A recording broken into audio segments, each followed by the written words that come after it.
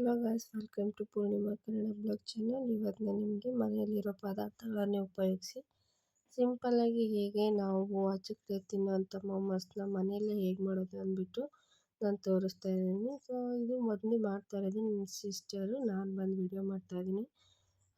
ಇಲ್ಲಿ ಮನೇಲಿರೋ ವೆಜಿಟೇಬಲ್ಸ್ನೇ ಯೂಸ್ ಮಾಡಿ ನಾವು ಮಾಡ್ತಾ ಇರೋದು. ವೆಜಿಟೇಬಲ್ಸ್ ಬಂದು ಕ್ಯಾರೆಟು, ಬೀನ್ಸು, ಎಲೆಕೋಸು, ಶುಂಠಿ ಬೆಳ್ಳುಳ್ಳಿ ಪೇಸ್ಟ್, ಹಸಿರು ಮೆಣಸಿನ್ಕಾಯಿ ಮತ್ತು ಚಿಕ್ಕದಾಗಿ ಹೆಚ್ಚಿರೋಂಥ ಈರುಳ್ಳಿ. ಇದನ್ನು ನಿಮ್ಮ ಕೈಲಿ ಎಷ್ಟು ಚಿಕ್ಕದಾಗಿ ಹಚ್ಚೋಕ್ಕೆ ಸಾಧ್ಯ ಆಗುತ್ತೋ ಅಷ್ಟು ಚಿಕ್ಕದಾಗಿ ಹಚ್ಕೊಳ್ಳಿ.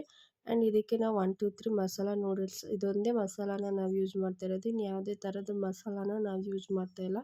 ಸೊ ನೆಕ್ಸ್ಟ್ ಬಂದುಬಿಟ್ಟು ಇದಕ್ಕೆ ನಾವು ಒಂದು ಸ್ವಲ್ಪ ಮೈದಾ ಹಿಟ್ಟು ತಂದುಬಿಟ್ಟು ಚೆನ್ನಾಗಿ ಚಪಾತಿ ಹಿಟ್ಟಿನ ಅದಕ್ಕೆ ಕಲಸಿ ಒಂದು ಹಾಫ್ ಆನ್ ಅವರ್ ಹಾಗೇ ಹಿಟ್ಟು ಸೆಟ್ ಆಗೋದಕ್ಕೆ ಬಿಡಬೇಕು. ತುಂಬ ಗಟ್ಟಿಯಾಗಿ ಕಲಿಸ್ಕೊಬೇಡಿ, ಒಂದು ಹದವಾಗಿರಬೇಕು. ಅಂದರೆ ನಾರ್ಮಲ್ ಚಪಾತಿ ಕಲಿಸ್ಕೊತೀವಲ್ವ ಆ ಥರ ಇರಲಿ. ಸೊ ಇವಾಗ ಅದು ನೆನ್ಕೊಳ್ಳೋ ಅಷ್ಟೊತ್ತಿಗೆ ನಾವು ಇದಕ್ಕೆ ಮೈದಾ ಹಿಟ್ಟಿಗೆ ಸೆಟ್ ಮಾಡ್ಕೋತಾರಲ್ವ, ಅದಕ್ಕೆ ಸ್ವಲ್ಪ ಎಲ್ಲನೂ ಸ್ವಲ್ಪ ಚೆನ್ನಾಗಿ ಡೀಪ್ ಫ್ರೈ ಮಾಡ್ಕೊಳ್ಳೋಣ.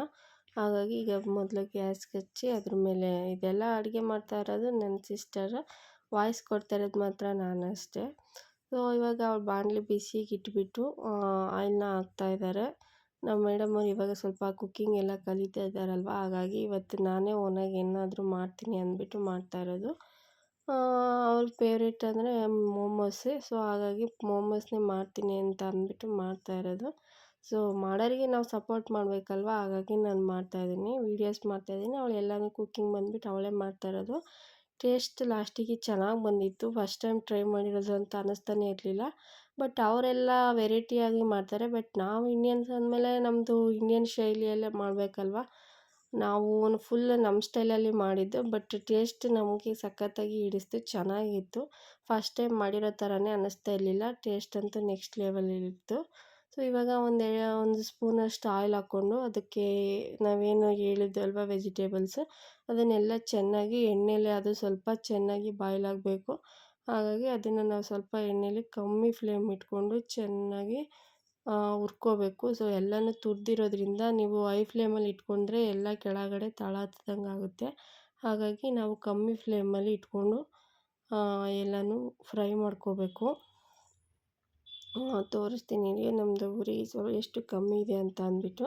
ಸೊ ಈ ಥರ ನೀವು ಮನೇಲಿ ಮಾಡ್ಕೊ ತಿನ್ನೋದ್ರಿಂದ ಮನೇಲಿ ನಮಗೆ ಹೆಲ್ತ್ ಕೂಡ ಚೆನ್ನಾಗಿರುತ್ತೆ. ಔಟ್ಸೈಡ್ ಅದು ಯಾವ ನೀರು ಹಾಕಿ ಅದು ಏನೇನು ಹಾಕಿ ಮಾಡಿರ್ತಾರೆ ಏನೋ ಗೊತ್ತಿಲ್ಲ, ತಿನ್ನೋಕ್ಕೂ ಇಷ್ಟ ಆಗೋಲ್ಲ. ಬಟ್ ಕೆಲವರಿಗೆಲ್ಲ ಔಟ್ಸೈಡ್ ಫುಡ್ಡೇ ಜಾಸ್ತಿ ಇಷ್ಟ, ಏನು ಮಾಡೋಕ್ಕಾಗಲ್ಲ. ಬಟ್ ನಮಗೆ ಅಷ್ಟು ಔಟ್ಸೈಡಲ್ಲಿ ತಿನ್ನಬೇಕು ಅಂತ ಅನಿಸಲ್ಲ.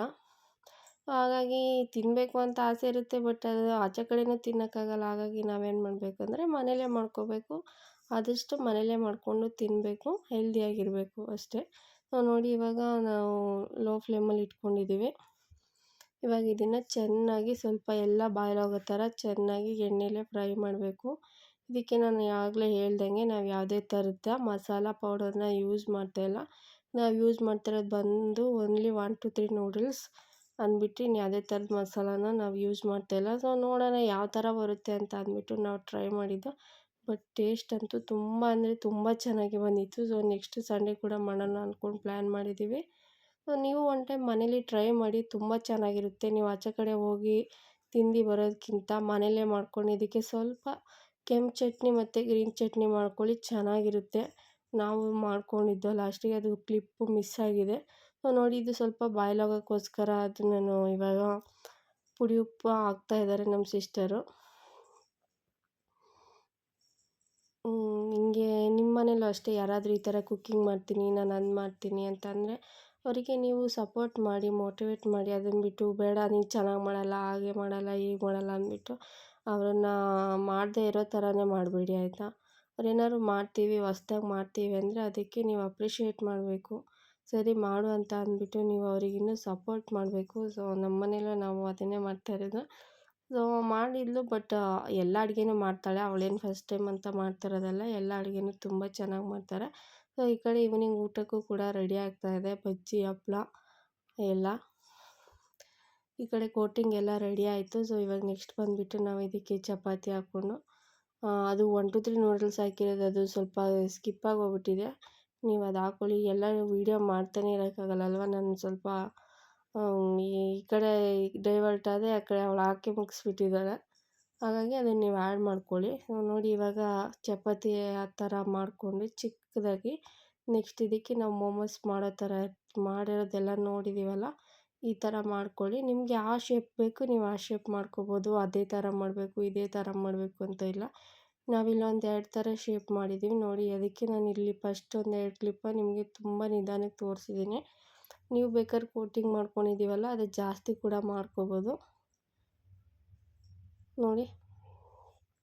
ಇದು ನಾನು ಯೂಸ್ ಮಾಡಿರೋ ಹಿಟ್ಟು ಬಂದುಬಿಟ್ಟು ನಾವು ಮೈದಾ ಹಿಟ್ಟು ಯೂಸ್ ಮಾಡಿದ್ದೀವಿ. ನೀವು ಬೇಕಾದರೆ ನಿಮ್ಗೆ ಹೆಲ್ದಿಯಾಗಿ ಬೇಕು, ಇನ್ನೂ ಹೆಲ್ದಿಯಾಗಿ ಬೇಕು ಅಂದರೆ ನೀವು ಗೋಧಿ ಹಿಟ್ಟನ್ನು ಕೂಡ ಇದೇ ಥರ ಯೂಸ್ ಮಾಡಿಕೊಂಡು ಮಾಡ್ಕೋಬೋದು.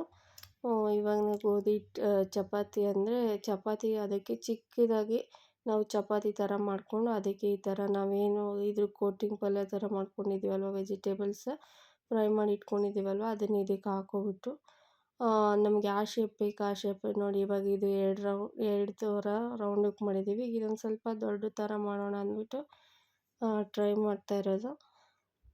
ಸೊ ನಿಮ್ಗೆ ಯಾವ ಥರ ಶೇಪ್ ಬೇಕು ಆ ಥರ ಮಾಡ್ಕೊಳ್ಳಿ. ಈ ಥರ ಮಾಡ್ಕೊಂಡು ಈವ್ನಿಂಗ್ ಸ್ನ್ಯಾಕ್ಸು ಕಾಫಿ ಜೊತೆನೋ ಟೀ ಜೊತೆನೋ ಅಥವಾ ನಿಮ್ಗೆ ಏನಾದರೂ ತಿನ್ನಬೇಕಂದ್ರೆ ಫ್ಯಾಮಿಲಿ ಜೊತೆ ಈ ಥರ ಮಾಡ್ಕೊಂಡು ತಿನ್ನಿ. ತುಂಬ ಅಂದರೆ ತುಂಬ ಚೆನ್ನಾಗಿರುತ್ತೆ. ಫ್ಯಾಮಿಲಿ ಜೊತೆ ಟೈಮ್ ಸ್ಪೆಂಡ್ ಮಾಡ್ದಂಗೂ ಕೂಡ ಆಗುತ್ತೆ.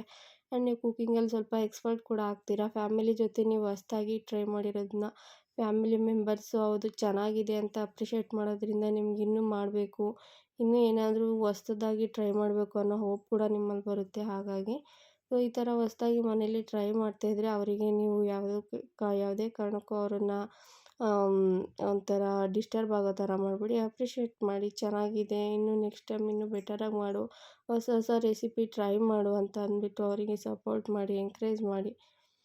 ನೋಡಿ ಇದು ಇನ್ನೊಂದು ಸ್ವಲ್ಪ ದೊಡ್ಡದಾಗಿ ಮಾಡೋಣ ಅಂದ್ಬಿಟ್ಟು ನೆಕ್ಸ್ಟ್ ಶೇಪ್ ಕೊಟ್ಟಿತ್ತು. ಅದು ಯಾಕೋ ಸ್ವಲ್ಪ ದಪ್ಪ ಆಯಿತು. ಅದಾದಮೇಲೆ ಮತ್ತೆ ಇನ್ನೊಂದು ಸ್ವಲ್ಪ ಜಾಸ್ತಿ ಎಲ್ಲನೂ ಮಾಡ್ತಾಯಿದ್ದು. ನಮ್ಮದು ಬಂದು ಇದರಲ್ಲಿ ನಾನೇನು ಜಾಸ್ತಿ ಅವಳಿಗೆ ಫೇಸ್ ತೋರಿಸೋದೆಲ್ಲ ಇಷ್ಟ ಆಗಲ್ಲ. ಸೊ ಹಾಗಾಗಿ ಅವಳ ಫೇಸ್ ಏನು ತೋರಿಸ್ಬೇಡ ಅಕ್ಕ, ಮಾಡೋದಿದ್ದರೆ ನಾನು ಅವಳಿಗೆ ಕುಕ್ಕಿಂಗ್ ಮಾಡ್ತೀನಲ್ಲ ಅದೊಂದು ಮಾಡ್ಕೊ ಅಂತ ಅಂದಳು. ಸೊ ಅದಕ್ಕೆ ಅದಷ್ಟನ್ನು ಮಾತ್ರ ಮಾಡಿರೋದು, ಫೇಸ್ ಏನೂ ತೋರಿಸಿಲ್ಲ ಅಷ್ಟೇ. ನೋಡಿ ಇವಾಗ ಮೋಮೋಸ್ಗಳೆಲ್ಲ ರೆಡಿಯಾಗಿದೆ. ಇದನ್ನು ನಾವೀಗ ಸ್ಟೀಮ್ ಮಾಡ್ಕೋಬೇಕಲ್ವ. ಸ್ಟೀಮ್ ಮಾಡೋಕ್ಕೆ ಬರೀ ಮಾಮೂಲಿ ಬೇರೆ ಸ್ಟೀಮ್ ಮಾಡೋದೇ ಇಟ್ಕೊಂಡಿರ್ತಾರೆ ಅವರು ಮೋಮೋಸ್ ಮಾಡೋರು. ಬಟ್ ನಾವಿಲ್ಲಿ ಸ್ವಲ್ಪ ಇಂಡಿಯನ್ ಸ್ಟೈಲಲ್ಲಿ ಸ್ಟೀಮ್ ಮಾಡೋದೆಲ್ಲ ಅದರಲ್ಲಿ ಇಡ್ಲಿ ಪಾತ್ರೆಯಲ್ಲಿ ಅಲ್ವಾ. ಸೊ ಹಾಗಾಗಿ ಇಡ್ಲಿ ಪಾತ್ರೆಯಲ್ಲಿ ಸ್ಟೀಮ್ ಮಾಡೋಣ ಅಂತ ಅಂದ್ಬಿಟ್ಟು ಮಾಡ್ತಾಯಿದ್ದೀವಿ. ಎಲ್ಲದಕ್ಕೂ ಜಾಸ್ತಿ ಏನು ಮಾಡಿರಲಿಲ್ಲ, ಸಿಂಪಲ್ಲಾಗಿ ಸ್ವಲ್ಪನೇ ಮಾಡಿದ್ದು. ಹೊಸ್ದಾಗಿ ಟ್ರೈ ಮಾಡ್ತಿರೋದಲ್ವ, ಹಾಗಾಗಿ ನಾವು ಅದು ಮಸಾಲೆ ಏನೈತೆ ಅದು ಸ್ವಲ್ಪನೇ ಮಾಡ್ಕೊಂಡಿದ್ದು. ಅದು ಎಷ್ಟಾಗುತ್ತೆ ಅಷ್ಟು ಮಾತ್ರ ಮಾಡಿದ್ದು. ಸೊ ಮನೆಯವ್ರಿಗೆಲ್ಲ ಆಯಿತು. ಇವಾಗ ಇದನ್ನು ಒಂದು 15 ಮಿನಿಟ್ಸು ಒಳಗಡೆ ಇರೋ ಮಸಾಲೆ ಎಲ್ಲ ಆಲ್ರೆಡಿ ಫ್ರೈ ಆಗಿದೆ ಅಲ್ವಾ. ಮೇಲಿರೋ ಹಿಟ್ಟು ಸ್ವಲ್ಪ ಸೆಟ್ ಆಗಂಗೆ ನೀವು 15 ಮಿನಿಟ್ಸ್ ಇಲ್ಲ ಒಂದು 20 ಮಿನಿಟ್ಸ್ ಅಷ್ಟು ಬಿಟ್ಟು ಸ್ಟೀಮ್ ಆಗೋಕ್ಕೆ ಬಿಡಿ.